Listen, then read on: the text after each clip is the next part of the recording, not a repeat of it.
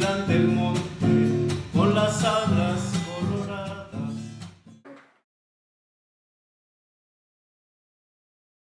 Hoy vamos a hablar de López Mateos. Me mandan unas fotografías, voy yo a donde lo tienen. Me da un poco de tristeza. Yo quería hacer una nota acerca de esta obra. Cuando la veo por primera vez, la encuentro en un espacio tirado, tirado completamente, entre un montón de basura, porque así está, literalmente. En ese tiempo me lo entregan que no tiene uno de los brazos. Su posición es esta, dando nuevamente la bienvenida a los que vienen de la Ciudad de México, entrando a Nezahualcóyotl, en la avenida López Mateos y Texcoco, que yo lo vi colocado cuando estaba más chico. Ya después lo veo tirado y me lo dan a restaurar. En ese tiempo le hicimos todo el brazo, uno de los brazos, no recuerdo en ese momento, parece que fue el brazo izquierdo, lo modelamos y lo fundimos y lo colocamos. Y años después me da tristeza nuevamente que no lo veo y pregunto. Y hace un año, poco antes de estas fechas, me invitan a que les den una cotización y lo vuelvo a ver. Y otra vez lo vuelvo a ver mutilado. Ahorita está sin un brazo, sin una mano. Sí, quiero seguir aportando a este municipio, que para mí es mi hogar, y quiero verlo bonito. Pero creo que si hay algo que hay que pagar, se tiene que pagar. Y no veo la intención del gobierno que lo quiera restaurar. A mí me invitaron y querían restaurarlo y reinaugurarlo ahora con el aniversario del municipio. Pasó el tiempo, no lo vi, no me lo dieron. Yo esperaba que, aunque no me lo dieran a mí, se lo dieran a alguien más, pero que lo hicieran, ni una cosa ni otra. Entonces de ahí es donde me da tristeza el compromiso que tiene el gobierno hacia nuestro patrimonio y ese respeto que nos debe tener y lo que representa cualquier personaje, cualquier obra de arte. La autoridad la tenemos nosotros como ciudadanos, porque si estamos hablando del patrimonio, estamos hablando de nuestros bienes, que aunque sean públicos son de nosotros como ciudadanos, de esta parte de ciudadanía. Y yo soy quien debería también de levantar la voz y debería de exigirle a la autoridad que deberían de restaurar y colocar eso, porque ya forman parte de este patrimonio. Y me siento un tanto culpable, pero habemos no nada más yo, somos más de cerca de 1 millón de personas que deberíamos de levantar la voz y exigir que así como pintan las calles, las banquetas, yo creo que podrían hacer un pequeño gasto y ese patrimonio histórico que realmente nos va forjando una identidad al espacio y a la población que no se nos ha respetado. Porque obra pública, siempre lo he dicho, siempre es la obligación del gobierno hacerla. Y el patrimonio lo han dejado a un lado. Porque decía una frase precisamente Raimundo Molina: en Nezahualcóyotl no va a venir nadie de Iztapalapa, ni de otros municipios, ni de otras alcaldías a solucionar los problemas de Nezahualcóyotl. Los problemas también de aquí son de nosotros. Cecilio Vázquez pues es una persona que viene me siento como si fuera nativo de Guanajuato. Mi padre y mi madre nacidos allá en una ranchería que se llama ahorita El Coyote, allá en Guanajuato. Yo tengo una cercanía muy grande con Víctor Villarreal, que hace bailarina clásica, porque mi tío Andrés Vázquez, que ya falleció hace muchos años, él conoció a todos los artistas que había en México, porque él pertenecía, aquí había una fundición que aquí entre las familias que trabajan ahí, decían que era la función de los mangas. Y platican los Ponzanelli que ellos dicen que llegan a México y que son los que hacen el boom de la escultura en México. Según ellos, la escultura en bronce, el proceso de la cera perdida, a México, cuando en realidad yo tengo otra versión por parte de mi tío. Aquí en México había, no sé si todavía existe, la fundición que se llamaba la artística. Esta artística hacían fundición a la arena y hacían cosas artísticas, pero no llegaban a lo que era la cera perdida, ni siquiera la conocían. Llegaron unos americanos, oigan, ¿me puede hacer ese trabajo? Dijeron, no lo sabemos hacer, lo podemos intentar. Yo trabajé para la artística algunas ocasiones, me dieron trabajo, pero sí, ellos llegaron a hacer, yo recuerdo fotografías de mi padre, de mi tío, hacer no sé, esculturas como las que tenemos aquí en el Palacio Municipal, ahí en Chimalhuacán, de Morelos y esos a caballo, de esos mismos personajes, o más grandes todavía, en este taller. Después ellos ya nada más lo que hacían eran retener el trabajo y lo comenzaban a destruir. Pero en Aguascalientes se hizo una fundición tan grande que todos los trabajos de gobierno tienen que estar ahí. Eso como en los años 30, 40 es cuando se hace la fundición de la cera perdida en México. Bueno, ya se hacía, porque acordemos que en la parte prehispánica hacían fundición a través de un sobrino que se llama Raúl Abaunza, que su tío le trabajaba a Francisco Zúñiga, que incluso yo en una ocasión yo hacía obra de Bruno Luna y me pagaban 300 pesos y decía que su tío, esa misma escultura que yo cobraba 300 pesos, Zúñiga le pagaba 2,000 pesos. Nunca conocí al tío, supe que era de aquí de Nesa. De hecho, la fundición artística se hace precisamente ahorita donde nosotros tenemos las instalaciones, que fue casa de mi tío Andrés, en la calle 3. Como el 77, 78, aquí en la Colonia del Sol, es cuando se establece Javier Villarreal, que era un empresario judío, con su hermano Víctor Villarreal, ya el de academia. Fue discípulo de Enrique Joly. Enrique Joly fue considerado como un maestro. De él salieron artistas importantes, pero él como artista en las galerías sabían de él, pero no reconocían su obra como una obra talentosa. Él hizo una réplica de cuando llega Cristóbal Colón. Y cuando el maestro Enrique Joly fallece, me pide la familia que les ayude a colocar obra en galerías porque tenían necesidad, y las propias galerías decían que no, su obra no tenía valor porque... Morelos e Hidalgo, esculturas que se diseñaron para hacer el homenaje, no tanto ni a Morelos ni a Hidalgo, sino más que nada a todos aquellos personajes, toda aquella ciudadanía que participó para tratar de liberar la situación española ese acontecimiento. Simplemente se dio con ellos, que fueron los que encabezaban, pero realmente quienes dieron la sangre, porque yo comento mucho de Hidalgo, que realmente él ya era perseguido por el mismo clero, era perseguido por el gobierno, entonces él como que no tenía alternativa más que tomar armas para la defensa de él mismo.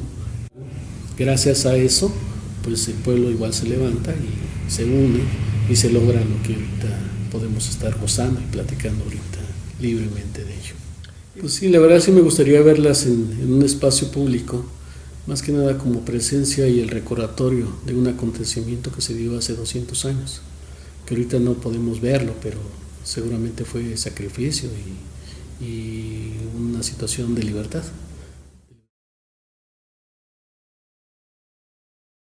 Esta obra surge a través del párroco Jaime Jiménez, que él participa siendo todavía no estado como sacerdote, ya oficialmente. Ellos participan junto con otros que ahorita son sacerdotes en una ceremonia que parece que la segunda de las visitas que hizo Juan Pablo II en Chalco, y me hace la invitación a ser partícipe de esta obra de arte en homenaje a Juan Pablo II. La escultura se desarrolla por ahí del año 2003 aproximadamente. Viene Juan Garfias, quien es obispo de la diócesis, viene y la inaugura.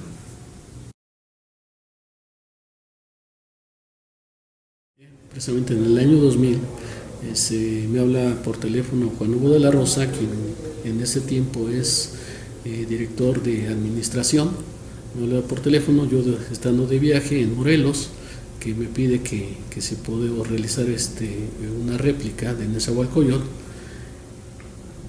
para finales del mismo año 2000, que porque iba a venir el Rosario Robles a hacer la inauguración, porque en ese tiempo están haciendo la línea B del metro. Pasa algo interesante con esta obra escultórica, porque se dan dos hechos importantes. Uno de ellos, que sucede hace como 30 años, que la zona norte de una u otra forma se quiere independizar de la zona centro. Entonces hay unos movimientos, eso nada más es pura hipótesis mía, de que se sienten descuidados. Entonces el gobierno, por buscar un sentido de identidad, quiere colocar esta escultura de aquel lado, que se me hace algo digno y que realmente se tome en cuenta toda la ciudadanía de este municipio. Ese es un sentido de identidad. Y el otro, que para mí se me hace algo bonito y ser partícipe, porque la estación del metro se llamaba Continentes. Y gracias a la realización de la obra, en la cual yo participo, cambia por Nezahualcóyotl. Y para mí ese hecho, para mí es lo más grato que puede tener esa escultura para mí. Fue realizada en el año 2000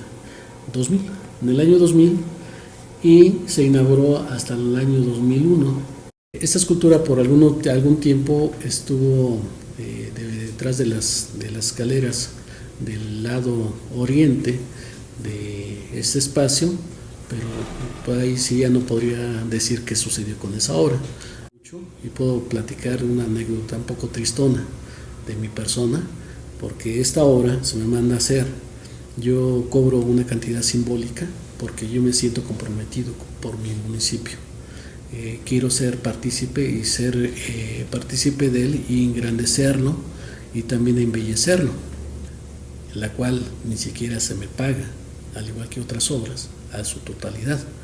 Y digo desafortunadamente porque independientemente del dinero, se me hace algo triste ahorita en el sentido de que puedo contar, tengo una cirugía de poco más de 20 centímetros gracias al estrés que me provocó esta obra que no se me terminó de pagar.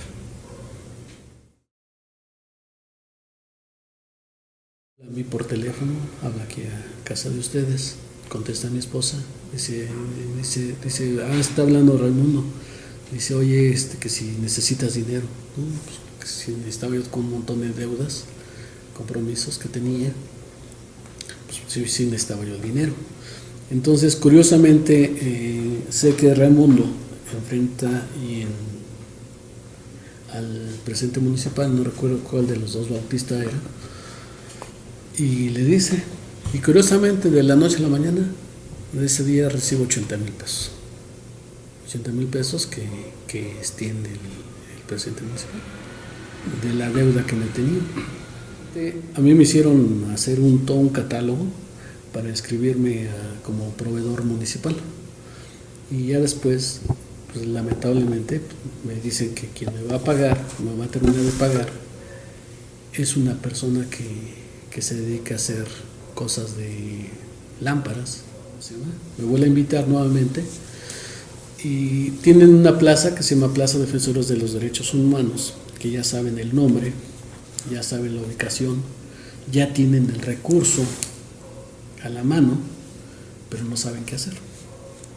Me invita el director de Derechos Humanos, me invita Juan Hugo de la Rosa, y en una charla que tuvimos los tres, yo les platico, les pregunto, haciendo una forma de entrevista, me dicen que quieren hacer el primer aniversario de Digna Ochoa. Para esto acabo de ver un reportaje que le hacen a Juan Soriano. Le hacen una pregunta a este señor Alarraqui, a Juan Soriano, y Juan Soriano comenta que un día en una mesa tiene un grupo de amigos y él hace el comentario que se sube a la mesa y los comienza a orinar. Dentro de esa libertad que él tiene, porque está en su casa y demás, no supe si se molestaron o no, pero lo que sí, cuando nosotros agredimos fuera de los derechos de otra persona, pues yo creo que las cosas no corresponden. Lo hago en referencia porque es como logro hacer esta escultura. Yo me hago el manejo de la mano, que para mí tiene el simbolismo de la humanidad. Y en este caso la bajo, en este caso a este municipio, y la tomo que es el símbolo de la comunidad, donde estos dedos manejan lo que son las leyes, las autoridades, seguridad, los ciudadanos y todo lo que podamos conformar esta comunidad, que es la comunidad de todos los lugares, todos los municipios, las alcaldías. Y la paloma, que en este sentido tiene dos connotaciones, que es la paz y la libertad. Yo la tomo como la libertad. La libertad, que es el pensamiento de cada uno de nosotros que tenemos o quisiéramos tener, de hacer cualquier cosa que se nos pudiera placer y que nadie nos dijera nada por ese pensamiento, que nadie nos dijera nada porque le podríamos decir algo al propio gobierno que está haciendo mal, que podríamos tener, y no tanto por incomodarlo, sino por compartir y aportar algo para este espacio. Entonces es así como se retoma. Entonces yo hago y termino diciendo, ok, en estos tiempos todos logramos tener esa libertad que tienen en Europa, que tienen en Estados Unidos, que tienen en Asia. Bueno, pero ni modo, pero gracias a estas leyes y a esas autoridades con las que tenemos, podemos tener un control y tener cierto respeto hacia los demás, y es la mejor forma que tenemos para conducirnos por el momento. Esa es mi frase, con eso terminé, y me dice tanto Juan Hugo como el director: tienes plena libertad en hacer lo que tú quieres hacer, bajo este argumento. Jamás me supervisaron, jamás me dijeron nada, nada más me dijeron cuándo la tienes porque ya hay que inaugurarla. Ese fue en el año 2003.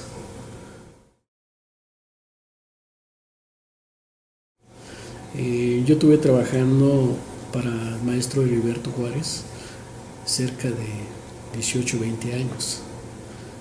Puedo decir obras importantes que se hicieron, que están en el Hotel Ritz-Carlton en Cancún.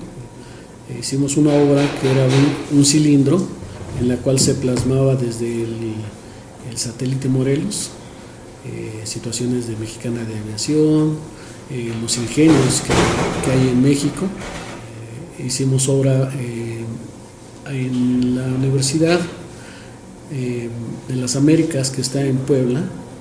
Hay un espacio escultórico muy importante que él hizo, obra monumental, que su servidor trabajó esta obra en la reproducción, y obras que se fueron a Estados Unidos, de un artista que se llama Bruno Luna, que tengo trabajando más de 30 años, Almanzor. Llegué a trabajar obra del maestro Víctor Villarreal, que realmente es el primer acercamiento que yo en lo particular tengo con el arte. Una de las obras que se hizo en este taller de Víctor Villarreal, que tenía como socio mi tío Andrés Vázquez de Kuyosowski, hicimos 200 reproducciones para que nos demos un ejemplo de la cantidad de obra que se hizo aquí en Nezahualcóyotl, desde Nezahualcóyotl para el mundo, de ese acontecimiento que se dio en Templo Mayor. Un caballo que se comenzó a trabajar por unos días. El hocico estaba de plastilina, pero se lo tuvimos que quitar para completar con para el otro caballo. Pero sí, la idea era ¿cómo se llama? Se lo puedan llevar, que lo disfruten. Entonces aquí vemos la variedad que se puede hacer. En este caso, para mí el bronce Y en cuestión escultórica es una aleación que es la mejor maravilla que podemos tener. ¿Por qué? Nosotros tenemos la plata, el oro, pero no les podemos dar ciertas oxidaciones. Mas sin embargo, el bronce viene siendo una aleación del cobre con un metal blanco. Ya se forma un bronce. El bronce tiene una variedad infinita de usos y de aplicaciones. Mi fórmula para hacer mis trabajos escultóricos: cobre, estaño y zinc.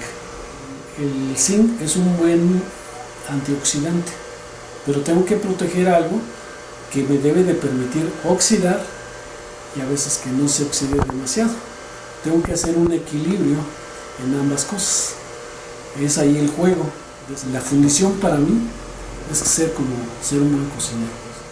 Yo puedo hacer una prueba aquí así, y a través del conocimiento que tengo, yo sé que si la pieza tiene poro o no, pero a través de esa receta de cocina. En tiempo, yo quise ponerles un pequeño sello a todas las obras que hice, aunque no fueran de nosotros. Les platicar al mismo Heriberto Juárez, le fundí más de 10,000 obras.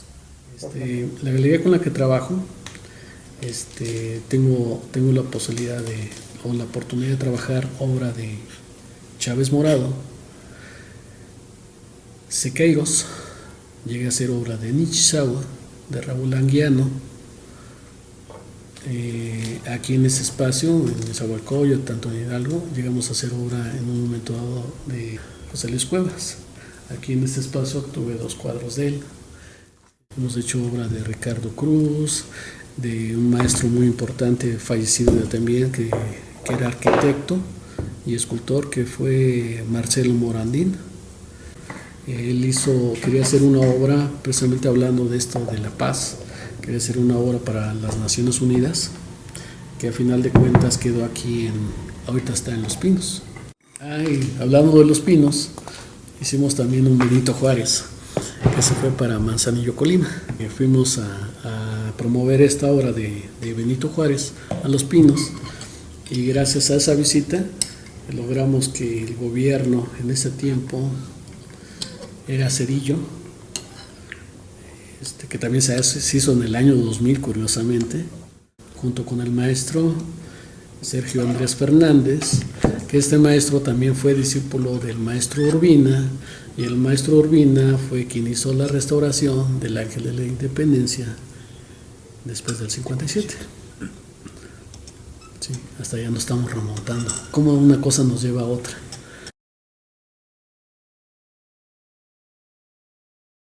También se trabajó en esos tiempos parte del trabajo que está en Cámara de Diputados, el relieve que está en la parte poniente.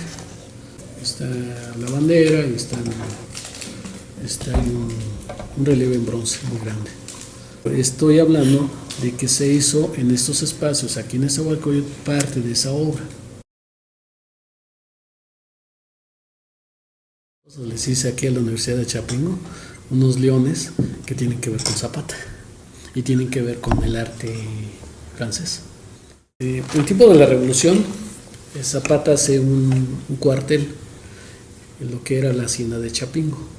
Y que hay obras muy bonitas, de calidad artística muy grande. Estas obras son de origen francés y están hechas de fierro colado. Entonces estas obras, llega Zapata, está ahí. Para mí, Zapata se los quiere llevar a su lugar de origen. En su trayectoria hace una estancia que fue a Mecameca, pero se quedan ahí y estuvieron por mucho tiempo ahí escondidos. Y ya de repente algún presidente municipal los ve y dice: ok, vamos a darlos a la luz pública. Y es cuando el gobierno de Amecameca decide colocarlos en el Zócalo. Hablemos que la hacienda de Chapingo está mucho antes de la Revolución.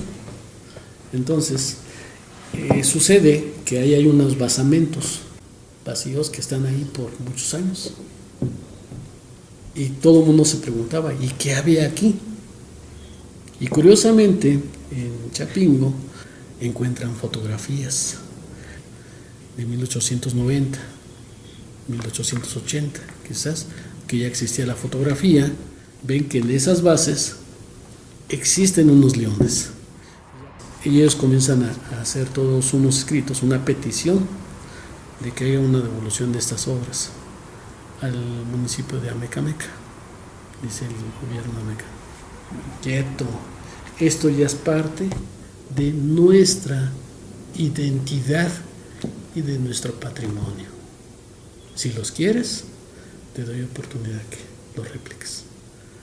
Yo no sabía, es la primera ocasión que yo entro a una licitación y la gano. Entonces ganamos la licitación, tenemos la oportunidad de hacer la réplica, pero les pudimos meter mano. Entonces se tiene que hacer una réplica en cera. Entonces nosotros manejamos perfectamente el modelaje en cera. Tuvimos la oportunidad de definir mejor el modelado. Entonces, la cera perdida se dice que para poder trabajarla tiene que convertirse en cera. Y esta cera se mete en cerámicos, se hacen hornos especiales y esto se pierde, se mete a fuego durante varios días, día y noche, y por eso que el proceso se convierte en cera perdida. Que si dejamos una huella, que en este caso si vemos unas pisadas del mismo caminar del toro, dejó unas huellas. Así lo mismo hace la cera. Si nosotros impregnamos una huella digital aquí, lo mismo que va a salir en el bronce. La cera perdida es el proceso más fiel que puede existir de la réplica de una escultura o de alguna cosa que se pretenda reproducir. Esta pieza se ha ido deformando. Ahorita esta parte ya se sumió. Si se dan cuenta, de este lado está bien y de este lado está como sumido, ¿no? Lo que nosotros hicimos con las obras de Chapingo fue lo siguiente. Si quisiéramos, aquí tiene un defecto, podemos agarrar y poder ir corrigiendo este defecto. El artista como tal nos lo entrega de una forma. Nosotros en el taller, como la parte de fundición, le metemos mano y en ocasiones engrandecemos la obra. Por si Heriberto antes me entregaba las cosas muy burdas y después con el tiempo nosotros le podemos decir, bueno, no me gusta esa textura. Entonces, en ocasiones las obras vienen con algunos detalles o algunos errores. Y nosotros, si se dan cuenta que hay una como línea, entonces nosotros tenemos la posibilidad o nos damos el atrevimiento de meter mano y en lugar de desfavorecerla, la favorecemos. Y cosa que a veces no le decimos al artista que le metimos mano, porque sabemos que pudiera ser nuestro deber o nuestra obligación de hacerlo. Que a veces cuando nos toca algún artista un poco rejego, pues a veces nos culpa más que en lugar de la situación de...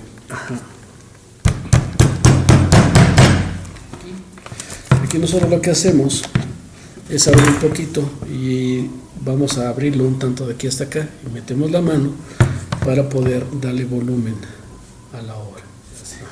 Entonces las obras que están en Chapingo tienen un poquito más de detalle, de precisión que las obras que están en Ameca. Pero el elemento técnico ya fue diferente. Las que están en Ameca es fierro colado de origen francés y las que están en Chapingo podemos decir son con manos de personajes de Nezahualcóyotl, y yo lo platico como anécdota y como un hecho y una realidad, de que hay lugares que sí le dan importancia a sus nativos, a sus creadores, que yo creo que aquellos han desaprovechado esta parte. Aquí en Nezahualcóyotl tenemos personajes que han tenido reconocimientos en Japón, en China, en Europa, Estados Unidos y Canadá. Y cuando aquí no sucede eso.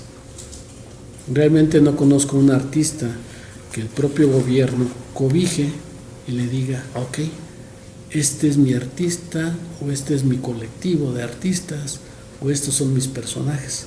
Porque la historia de los espacios no lo hacen los gobiernos, lo hacen sus artistas, sus pintores, sus escritores, sus bailarines. Quien le da identidad a un espacio es la cultura que tiene.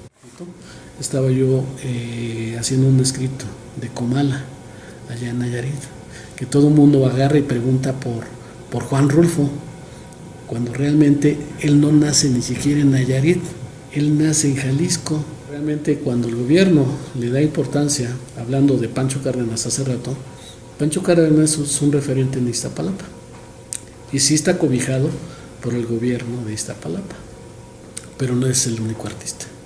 Es el artista que ha destacado por esta obra que tuvo resonancia a nivel nacional.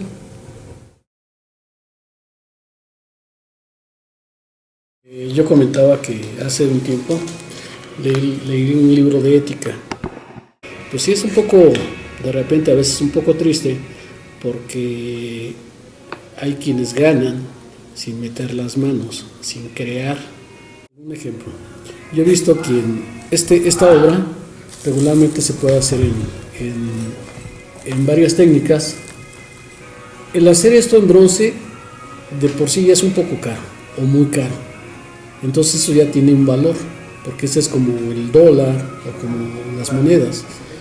El adquirir una escultura pues no es fácil, porque llega un proceso que se tiene que quemar la cera, se tiene que retocar, y es un proceso que se lleva unos 15 días. Pero sí se puede hacer en otros materiales. Lo podría yo reproducir en yeso, lo podría yo reproducir en resina. Y en resina le puedo dar el mismo toque y a la vista pudiera asemejarse totalmente igualito que un bronce. Pero quien lo compre, pues, compra nada más una artesanía, ya no compra una obra de arte. O sea, es un engaño que se hace de quien lo reproduce y un engaño de quien lo compra.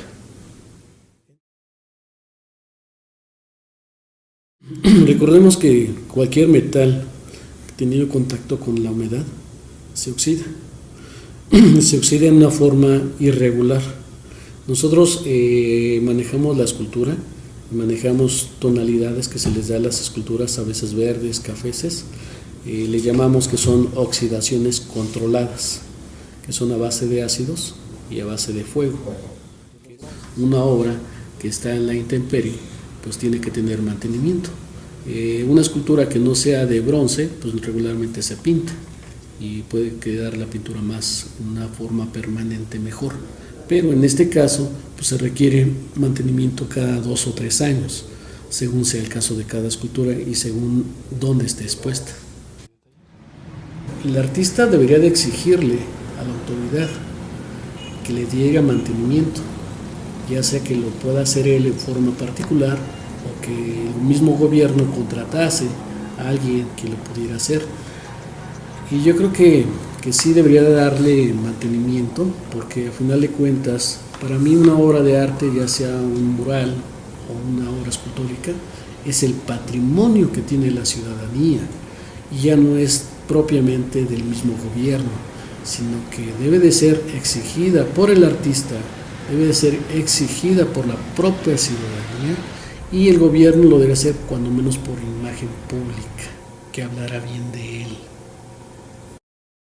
No, realmente me gustaría que en un momento dado, sí, los gobiernos, o en este caso el gobierno municipal, pudiera caminar junto con los artistas en todos sus índoles de disciplinas, porque a final de cuentas lo que haga el gobierno es su obligación, pero lo que haga un artista dentro de su municipio. Va a ser el referente de la historia y la identidad de esta comunidad. Ahorita estoy aquí con el maestro Lorenzo Andrade, que ahorita él es pintor y él es un nahual, él es comunicador del conocimiento ancestral, y ahorita conjuntamente estamos trabajando una obra que es un monolito. Yo creo que más bien le pediría a él que pudiera hablar de esta obra. Repetir, las obras deben de ser monumentales, no deben de ser nada más pantalla de alguna cosa, sino que una obra de arte debe tener, en este caso una obra escultórica debe tener varios elementos, un porqué, una obra debe de comunicar, una obra debe de ser un referente de identidad en este caso, y esta obra iba a cumplir o piensa cumplir, porque aunque sea futuro, ya sea con el gobierno o sin él, que se pretende hacer, que se logre. No ando buscando un reconocimiento ni ahorita ni en futuro, que si se llega a dar, pues que sea por acciones que hace uno, por buenas acciones, por buenas cosas que hace uno. Y bueno, ya eso no lo determina uno, lo determinará el tiempo y la historia.